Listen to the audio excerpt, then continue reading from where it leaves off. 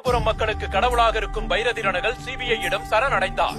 சட்டவிரோதமான இரும்பு சுரங்க தொழில், ஹவாலா மோசடி என பல வழக்குகளில் அவர் மீது விசாரணை ஆரம்பித்துள்ளது. இதனால் ரோணாபுரத்திலும் அதன் சுற்று வட்டாரங்களிலும் மக்கள் போராட்டம் வெடித்து பற்றி எரிகிறது. தீவிர போராட்டத்தினாலும் மக்கள் கொந்தளிப்பாலும் காவல்துறை செயலிழந்துள்ளது.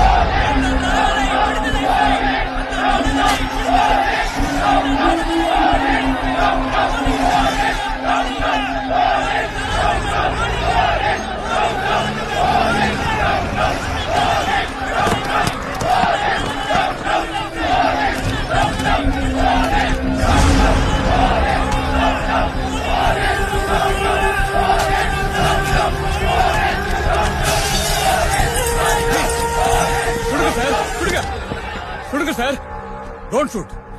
என்ன சார், நெஞ்சில் இருக்க பேரை பார்த்து பயப்படுறீங்களா?